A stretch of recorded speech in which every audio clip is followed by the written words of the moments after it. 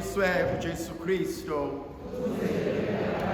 Mhlanje thandwa zami ngifisa ukuba sibuke incwadi kaJohanesi sahluko se-16 iversi le-12 kuze kube iversi le-15.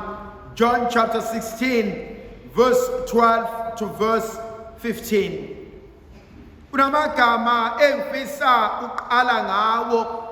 Uverse 12 uthi uJesu bafundi bakhe kunezinto eziningi engifisa ukuba nginazise kona kodwa angikwazi ukunazisa kona ngoba anikwazi ukuziqonda okwamanje. Yokuqala engifisa ukuhlala kuyona ukuthi empilweni kuningi engisamele ukufunda. Kuningi uNkulunkulu okusamele akwambule. Kuningi uNkulunkulu okusamele akuqondise.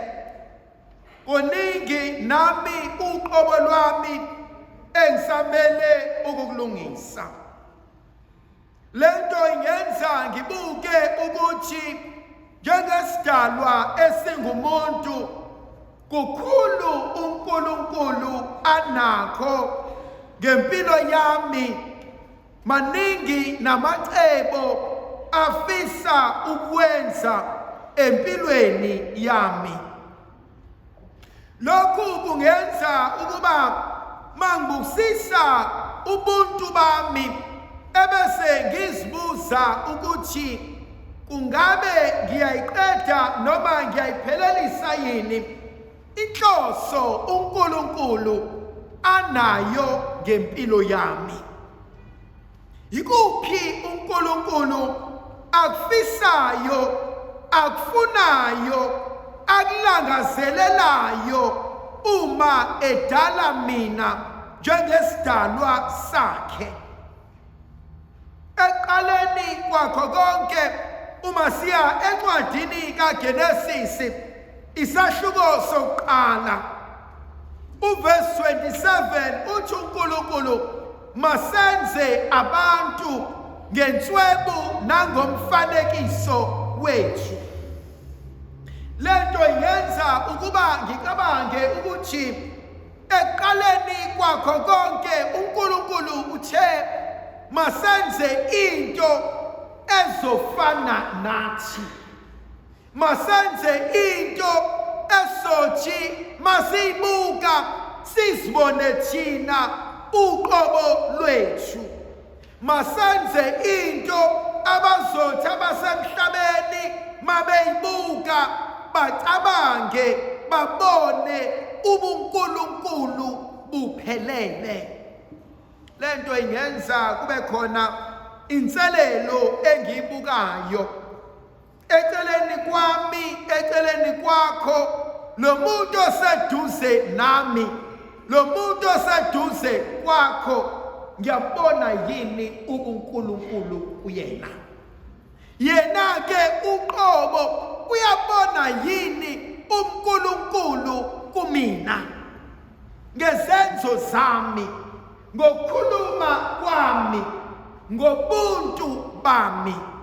Kunomzekeliso engake ngangixoxela wona mayelana nobaba njena owayesethe ukukhula esemdala.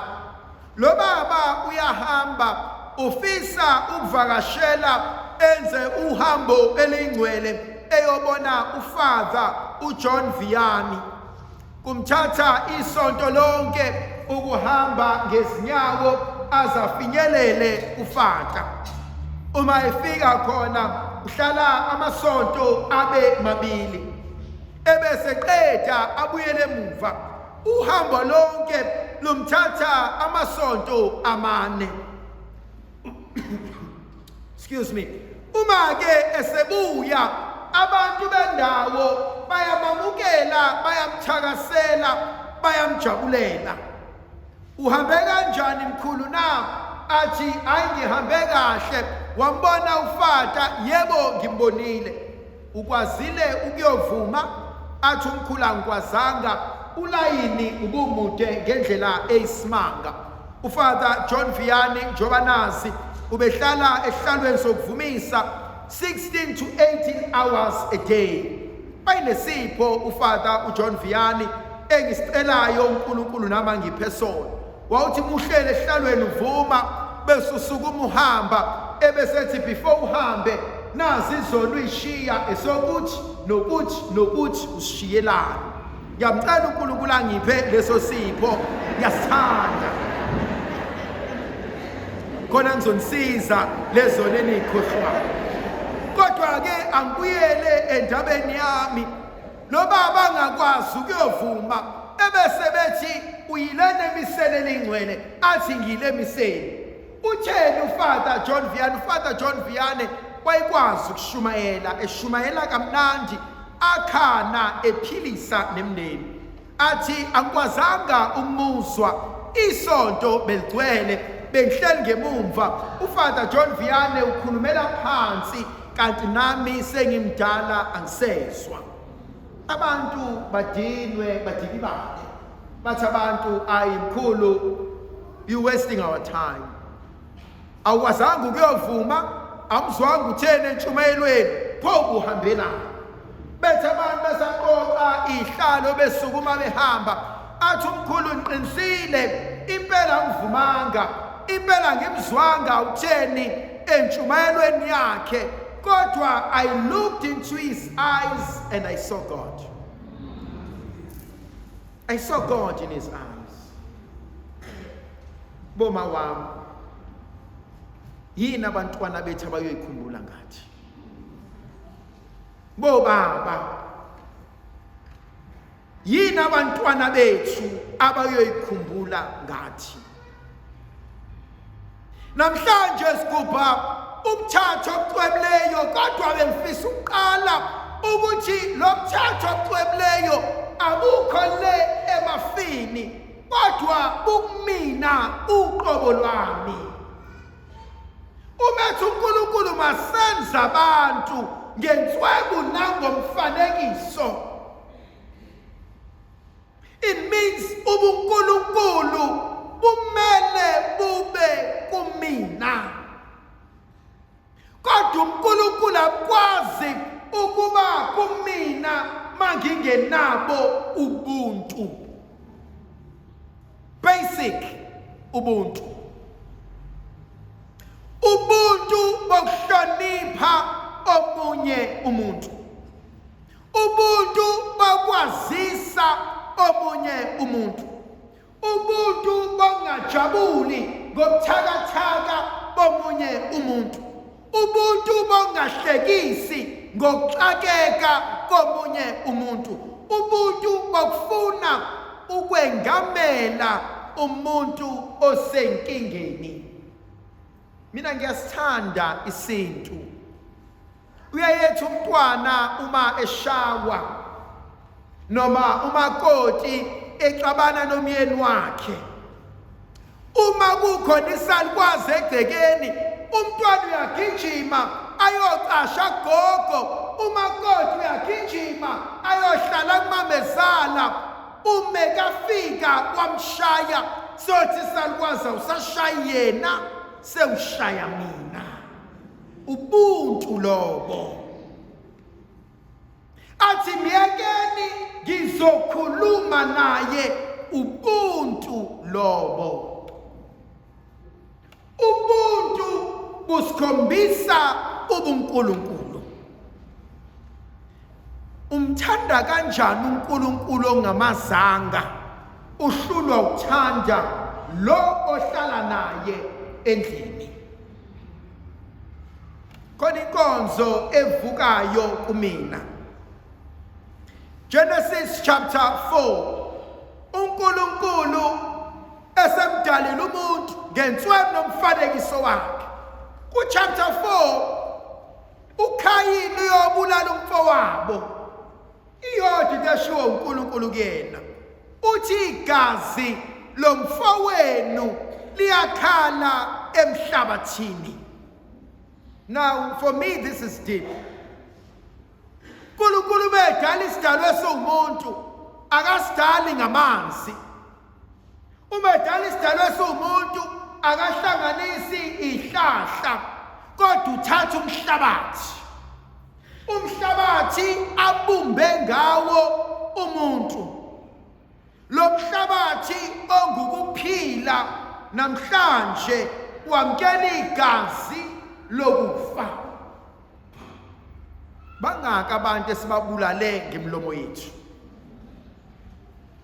Bangaka abantu esibabethelile kuma social media?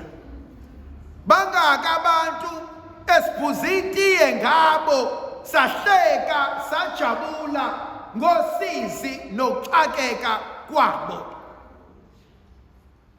Emndenini ezivela kuyona namhlanje kuseni, bangaka abaphuma endlini bengakhulumisani, bengabhekani, asho omunye awungiyeke ngalo ngisayiyele esontweni ngisayoyibonela uNgcobo.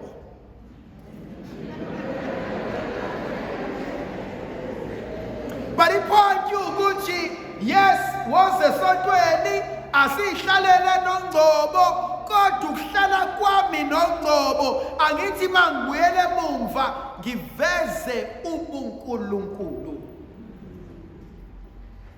Angithi mangibuyele emumva ngithi kwaze kwamnandi esontweni, kwaze kwamnandi ukuba kuJesu, engathi nasekhaya lami bangayizwela ubumnandi bokuba senkosini.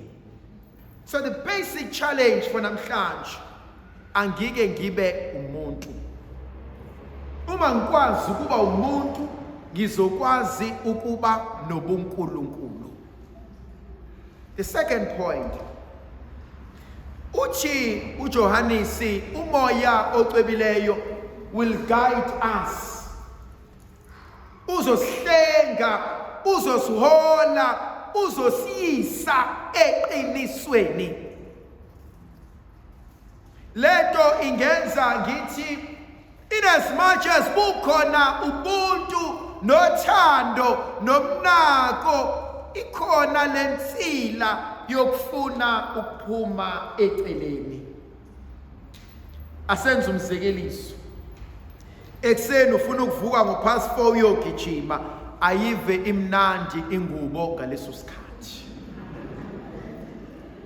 Asenze umzekeliso, ngifuna unciphisa umkhaba, afike uBamadela azokunikeza ikhekhe ngoba usathane.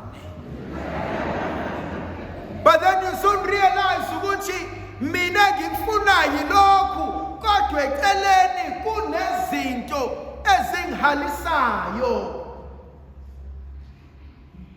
Masicela uNkulunkulu asilonde, asihole, asiyise entweni esifunayo. The last point for me, iqiniso. Nkosi ngifundise iqiniso. Iqiniso lokuzazi. Iqiniso lokuziqonda. La ngenzanga khona kahle, Nkosi ngonike. La ngakhulumanga khona kahle, mntanami ngiyaxolisa, anginakanga, ngeqisile. Inkonzo yokufuna iqiniso. Leli iqiniso ilona elizongisiza ukuze ngikwazi ukuthi ngibe yilokhu uNkulunkulu afuna ngibe ikona. Thandwa zami, mase nigoduka nemakhaya, asiceleni into eyodwa uNkulunkulu. Nkosi ngifundise iqiniso. Ngihlale kuleli khaya nabantwana bami nomndeni wami siseqinisweni. Ndlovukazi yezulu abenathi sibuso sesivikele isikhanyisela, uyise nendodana nomoya ocwebileyo. Amen.